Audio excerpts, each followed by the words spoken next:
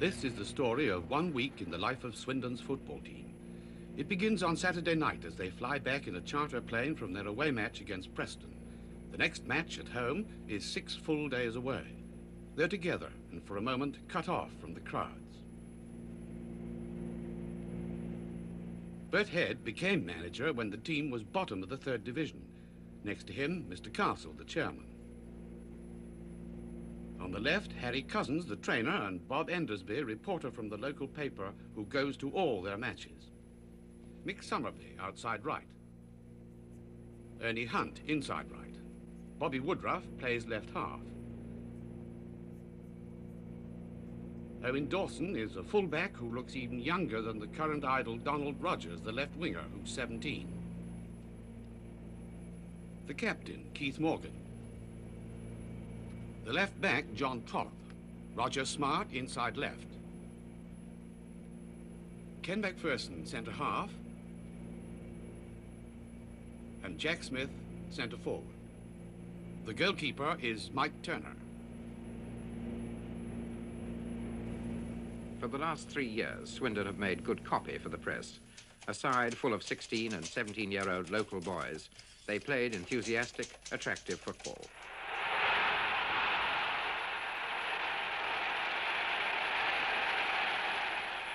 But it was still a surprise to nearly everyone when last season they suddenly found themselves on top of the division. As they fought for promotion, support built up, and the crowds swelled out hysterically with teenage girls and middle-aged women. To the final exultation of their supporters, Swindon eventually picked their way out of the muddy, rugged ravages of 3rd Division football. At this point, Bert Head had been manager of Swindon for 6 years and had pursued a single-minded policy of finding local 15-year-olds and blooding them young in league football. Now he found himself a hero and a myth, but there was more to come. This season, as the youngest, newest and cheapest side in the 2nd Division, Swindon found themselves leaders once again. One reporter writes, "It took Swindon Town 42 years to get into the 2nd Division. It'll take them only 42 games to get into the 1st. The pressure is on again. Today, they struggle, Saturday by Saturday, with their opponents and with the weight of their own reputation." The journey back from Preston continues by coach. The match was lost. Home and a disappointed Swindon draw closer.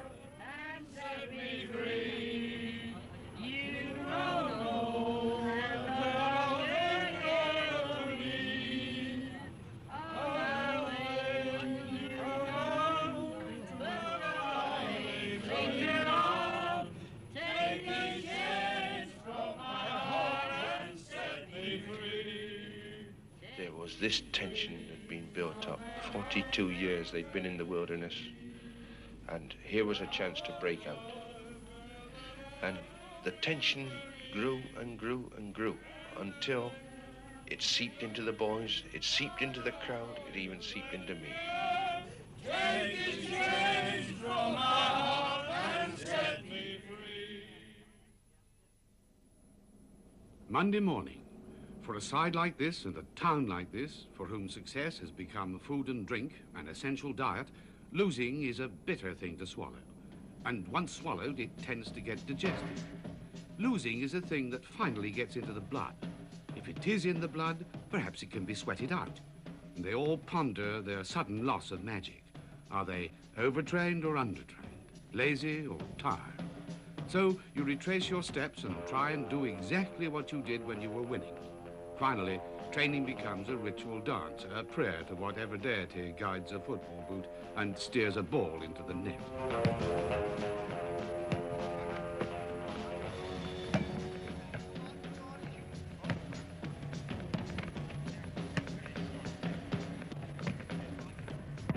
Most mornings, training is over by 11 o'clock. This is a film of Saturday's match against Preston. Somehow the faults must be found out. Somewhere on this screen lies the answer. See, somebody there should be coming up to meet him and be getting him out of trouble when he's facing his own goal like this. Now we should be having somebody sprinting. Look, he's got, no, there he goes now. See, streaking.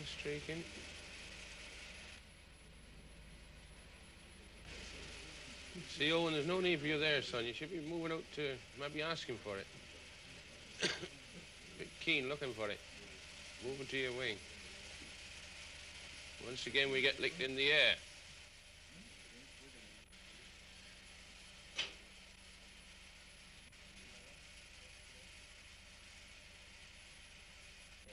See, look, you see, it's just like chaff, isn't it? Cutter going through chaff.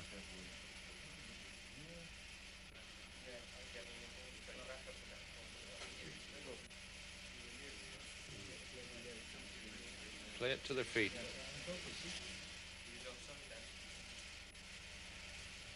There's a man there unmarked, look behind there.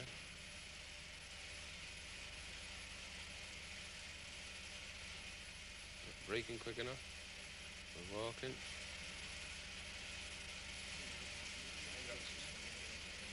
Standing, son, standing. See, this is where we get nothing, lads. In this long bow effort, I think we should play our way out of here more.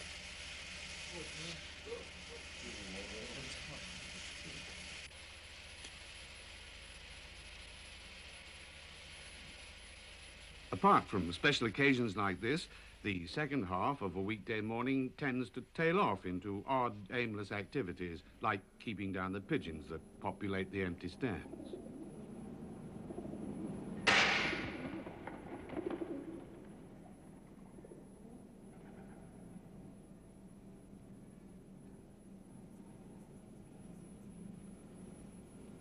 During the season, we get a couple of wild ones. They get up here and they nest, and then during the rest of the season they roost up here and make a hell of a mess along here.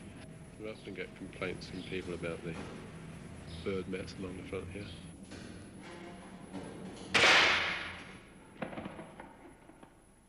It's during this period of the late morning that players and officials pop into the dressing room to have Ernie Hunt cut their hair. Bit out of practice, ain't you? Yeah, I don't feel it. And I've been here this week.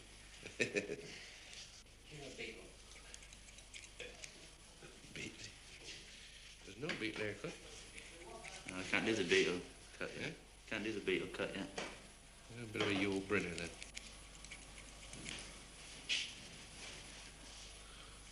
There's a bit of blood on the scissor, though. Yeah, already then. My blood.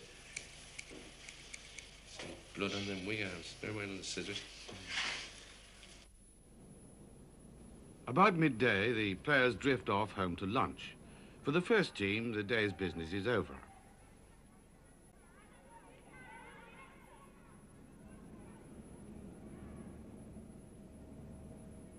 Each hour is only significant in that it takes you a little further away from the pain of last week's match and a little closer to Saturday's.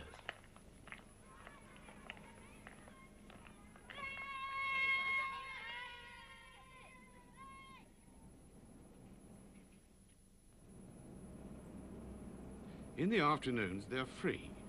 Donald Rogers, a youth international, leaves the club hostel where he lives for the weekly visit to his parents in nearby Midsummer Norton.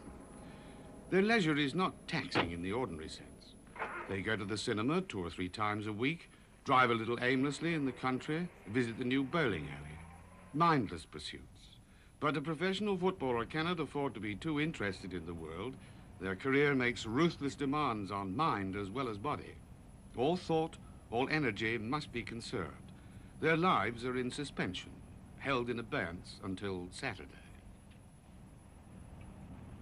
1 or 2 gamble a little, mainly to break the boredom of the long afternoons. For Bobby Woodruff, it's more of a gesture than a compulsive habit. Always in the public eye, they must conform to public notions of virtue. They may drive a car, provided it's modest in size. They may accept a drink, but only one. And they must return every greeting.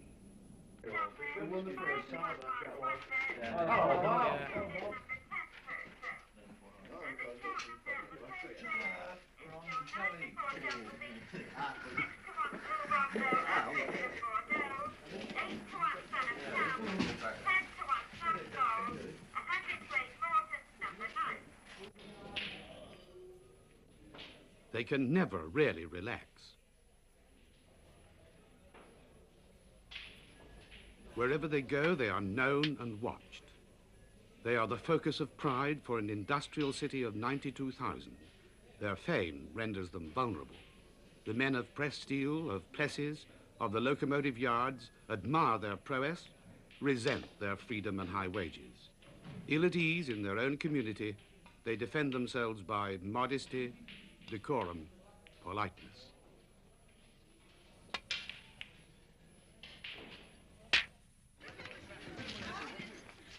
Luckily, the children admire without reserve. Ernie Hunt, who has played for England's under-23 team, was born in this street and learnt his football on its tarmac. Mick Summerby has shared Ernie's home since they were both apprenticed, and they derive comfort from the cosy atmosphere of this street of industrial back-to-backs.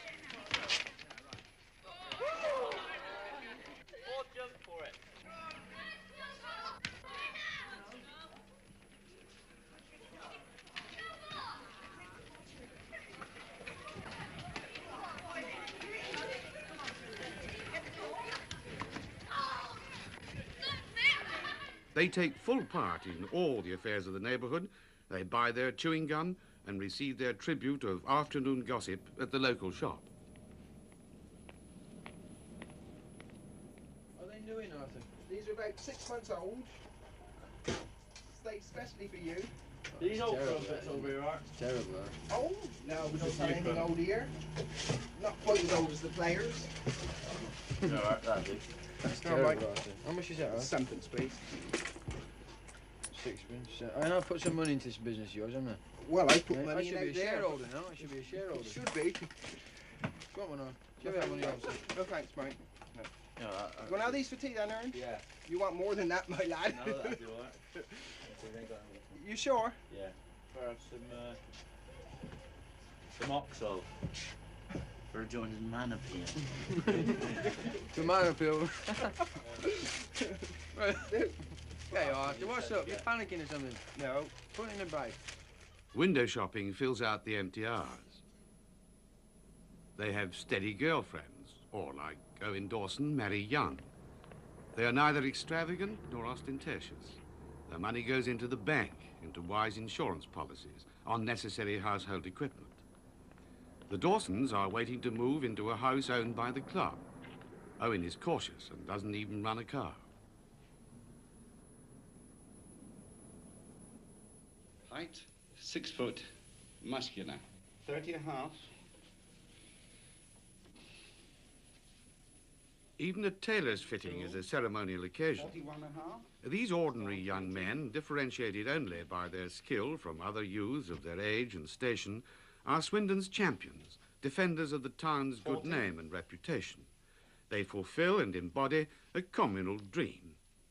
35 and a half. Constrained like this, they must show the courtesy of knights and the remoteness of heroes. 33. 30 and a half. The traditional trappings of the boardroom are carried self-consciously by the 11 directors of the club, who suddenly find themselves important people, planning new blocks of offices and dressing rooms, and plotting the grandiose scheme for a breathtaking cantilevered stand, which the celebrated Italian architect Luigi Nervi has been commissioned to design for them. And smaller sums are voted away quite casually.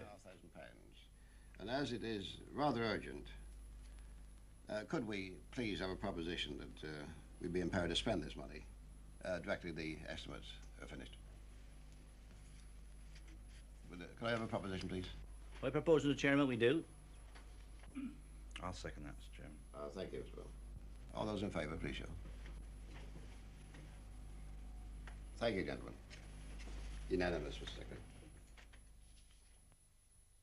Friday is a day of anticipation and decisions.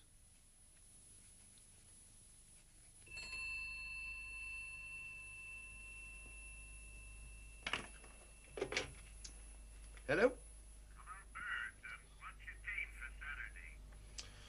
Good morning, Harold. Tomorrow's team? Do you want all of them? Yes, please. No, I'll take the town team. Just the ordinary town team. Well, the team is the same as last Saturday, Harold. That is Turner, Dawson, Trollope, Morgan, Macpherson, and Woodruff. Summerby, Hunt, Smith, Smart, and Rogers. No bonus this weekend. It's like this week. Apart from a bonus for winning and extra fees for playing in cup matches, the Swindon players get £1 for every 1,000 people over 12,000 who go through the turnstiles. This can often mean an extra £15 a week. Donald Rogers, at 17, gets the same as the others. £65 in a good week. Some of you, Darcy. Thanks, no Jay,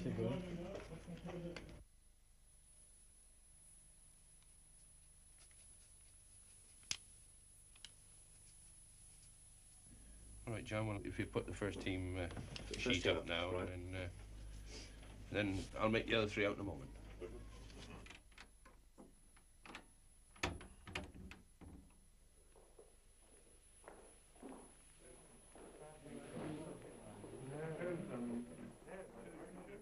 Behind you are always new young players full of energy and ambition. If you drop out into the reserves, your pay can fall by 30, even £40 a week.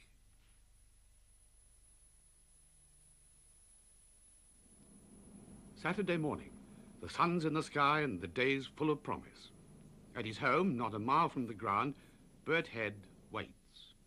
The hours before the match are marked out by careful habit, by a catalogue of superstition. You wear this suit and that tie, put on the left shoe before the right, sit in a particular chair at a particular time.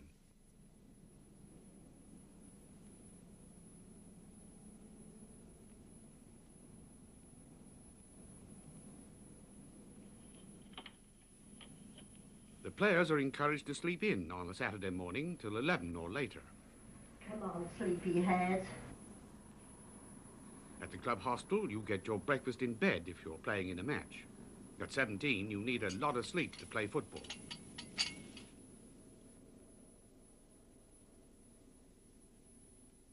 A heavy, late breakfast, but no lunch.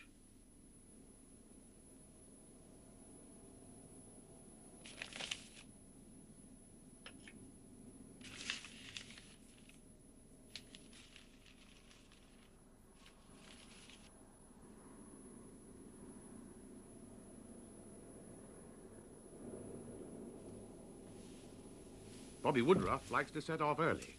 He lives in a council house in the village of Highworth, 6 miles out of Swindon. Donald Rogers is unhurried and prepares himself carefully.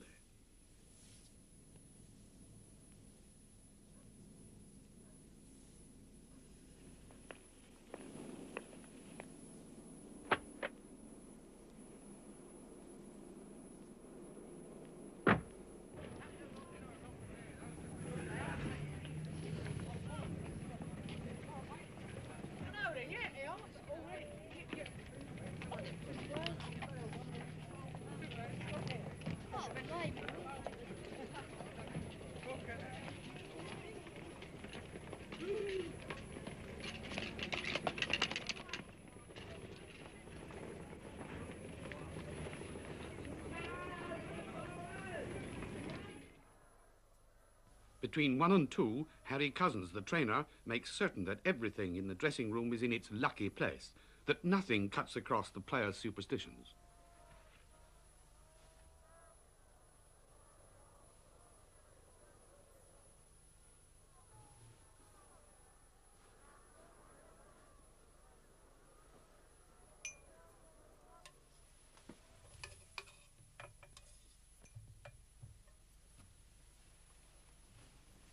Owen Dawson is practical, serious and sensible.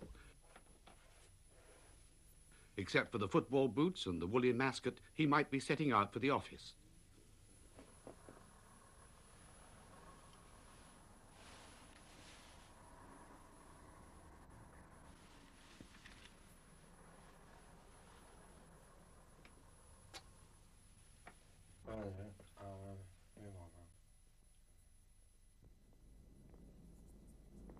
Ernie Hunt and Mick Summerby, inside right and outside right, go off together.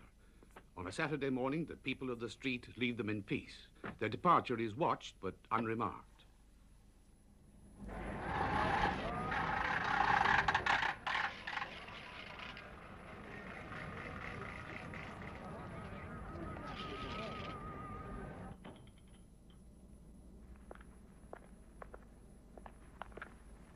Bert is on his own.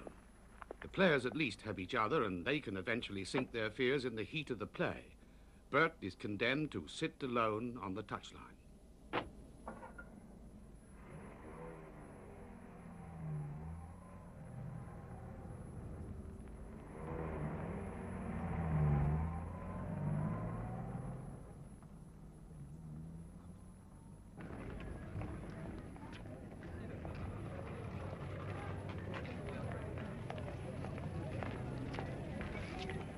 Once inside the guarded doors, you feel a bit better.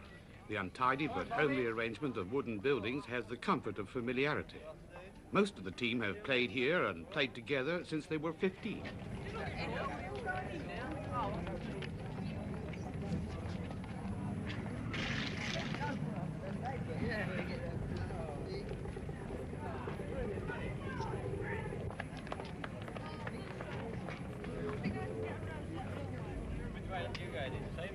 Around the back, you can go in the same way.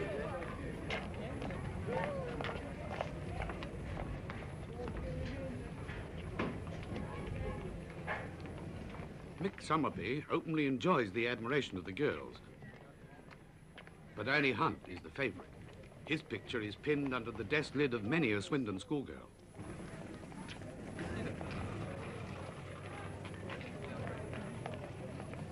Mike Turner has the brooding and watchful look of a man who dreams at night of letting girls into his net. Keith Morgan is painfully nervous and always sick before a match. The manager is often hated, seldom loved, and always carefully watched. Bert Head as a manager, I don't think there's a more artful man in football than Bert. Well, he was sat on the bench down here at one game, and he used his real army language.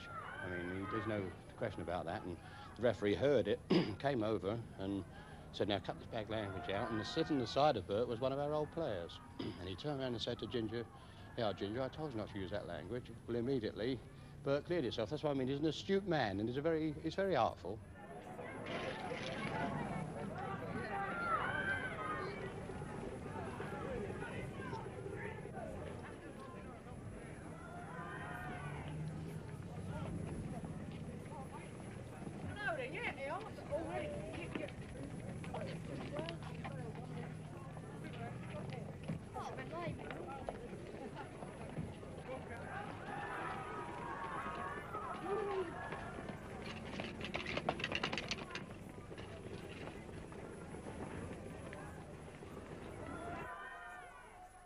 Some strip early, others leave it to the last minute. They talk and joke and giggle. The soothing smell of hot oil and embrocation fills the dressing room and stops nervous tension, turning into cramp.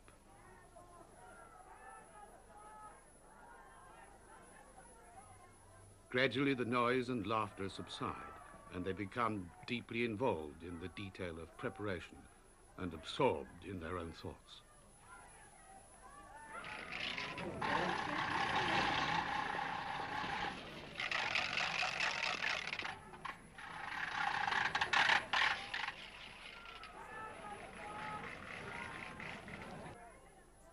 I think most people feel a little bit nervous, but there's only the occasional person that feels really sick, you know.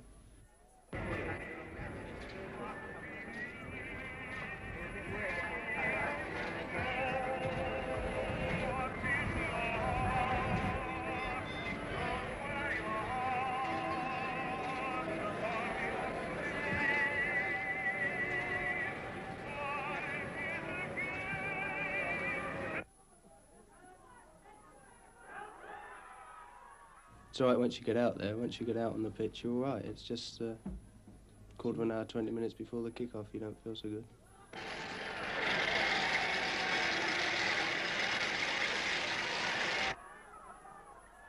You don't realise you're worrying about it, but inside you know, it's building up gradually.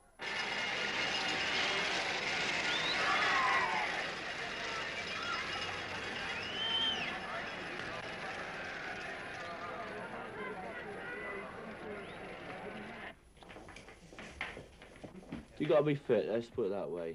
If you're fit, then no matter how much training you do, if you're fit, well then you're all right.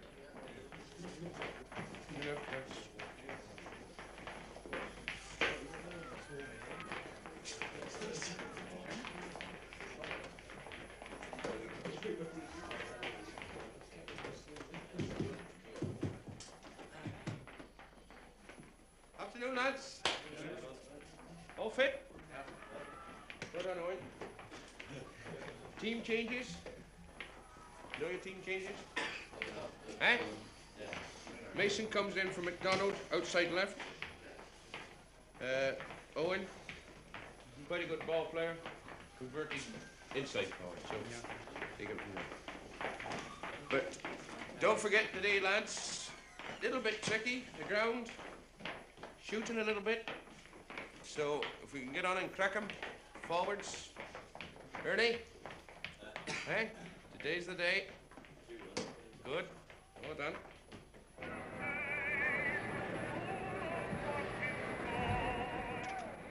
Hello, hello, copy.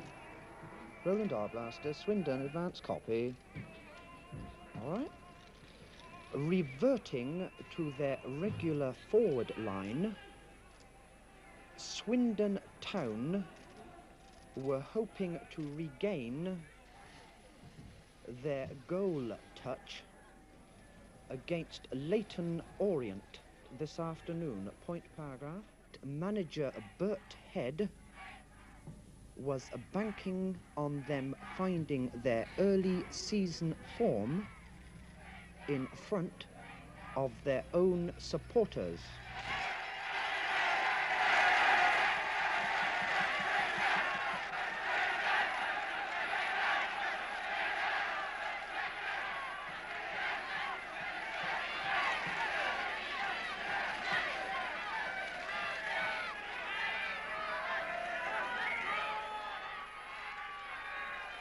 This job is one of the loneliest jobs in the world. There is nothing so strange and so lonely as walking onto that field and sitting on the bench, knowing that you and you alone have the full responsibility of that side on your shoulders.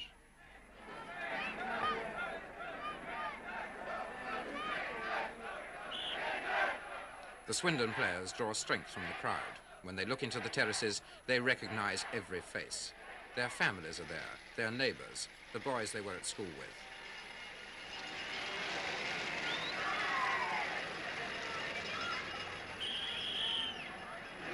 Leyton kick-off, right to left.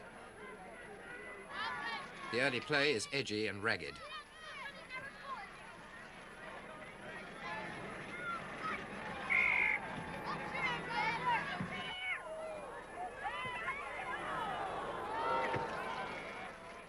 But Leyton settle down better and take firm command of midfield play. They look dangerous.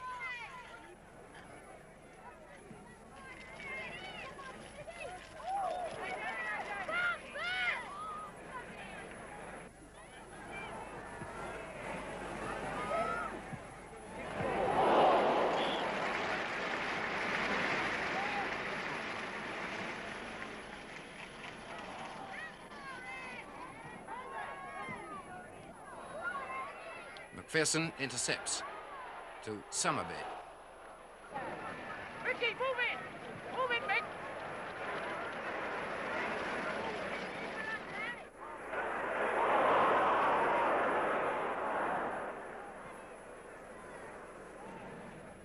Before they get a goal, you can feel the tension in the air of there's something lacking. But until that goal goes in, if it takes half an hour, 3/4 an hour, you're all wishing, you're smoking, everyone's chain smoking, and your foot's moving about, your head's trying to get the ball in there. But once it's in, you're all happy and contented and quite lively.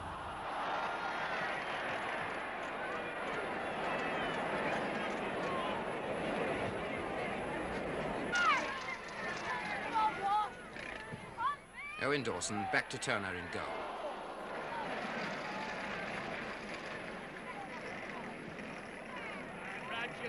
He's got his back to the...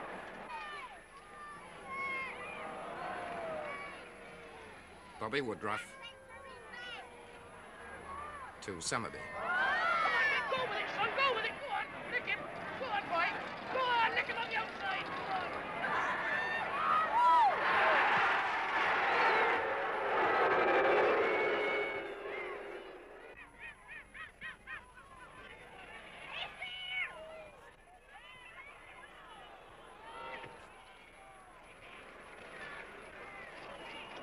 Morgan intercepts.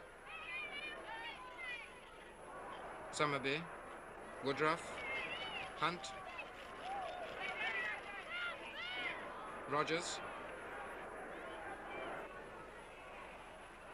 Rogers keeps it.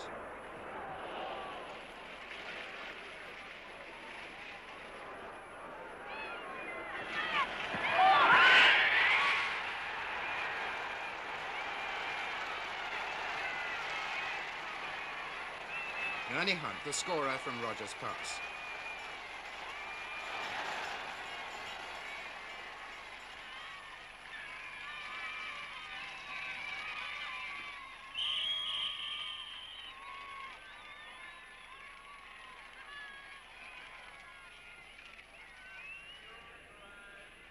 The chairman is handed the attendance figures as soon as they're totaled up.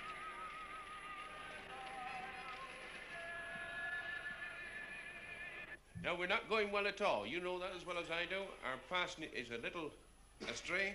And also, we'll have to move up quicker on our halfbacks, Bobby, both Bobby and Keith, a little quicker, moving up in the gap and taking up the slack. Both Ernie and Roger, you'll have to get up quicker, both of you, and play it out and play it to our wingers. Now, if we start to come round the back, we can go ahead. But at the moment, we're just hanging on a thread, lads. You know that as well as I do. We haven't played well this first half. So, when we go out there, right down to it, I want forwards closing in on defenders, not standing off and backing away, etc. Go in onto them, move on to them, and stop them from starting anything. So now, come on, let's see what we can do.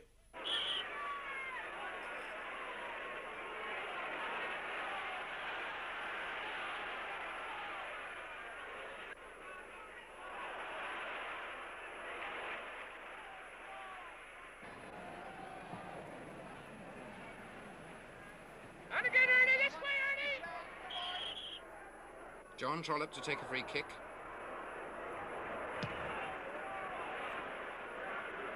Summerby.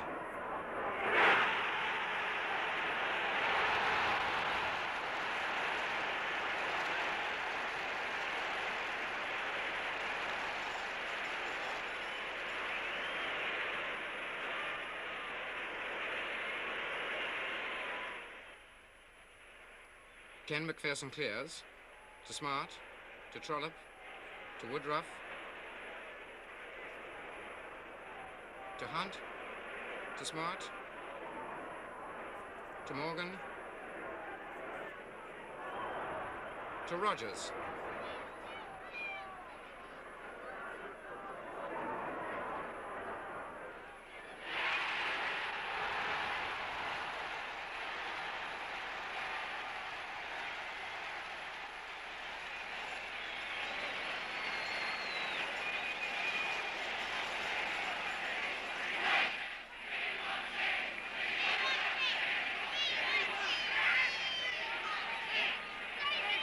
Turner.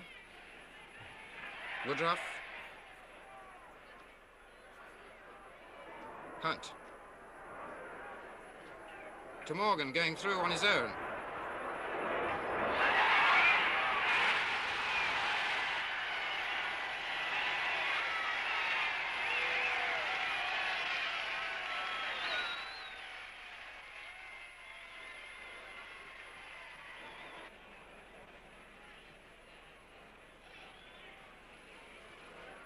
McPherson stops Leighton again. Woodruff takes it up. Go, Jack! Jack! Jack! To Jack Smith. To Hunt.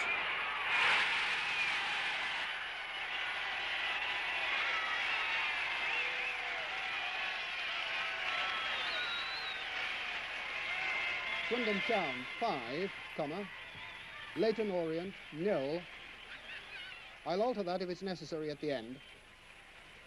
Wonder Boy Donald Rogers, R-O-G-E-R-S, started the rush that ended the doubts about Swindon's ability to stay in the Division 2 promotion race.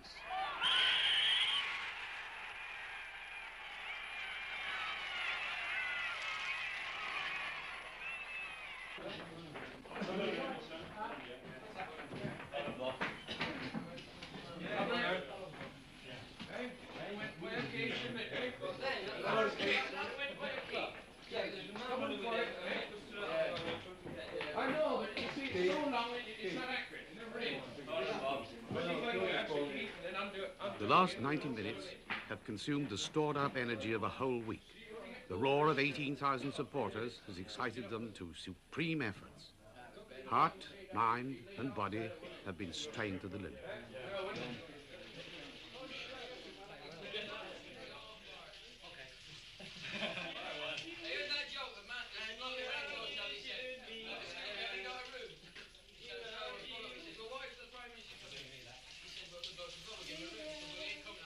Six days of rest and preparation have brought them to this victory. 6 days remain to rest and prepare for the next. 10 short seasons to go and their football will be over. Last year's captain and a former hero of the town is now a clerical assistant. The man who brings on the sponge and the man who makes the tea were among the well-known footballers of their day. The life of the professional athlete is precarious and short. The adulation of the crowd, short-lived.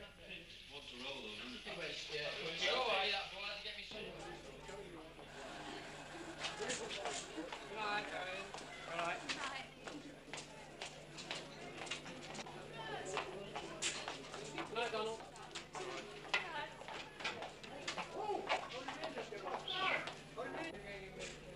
Ken. All right. It wasn't nice. It wasn't nice. Good night. Yeah, it was good. Good night, Bob. Good night, John.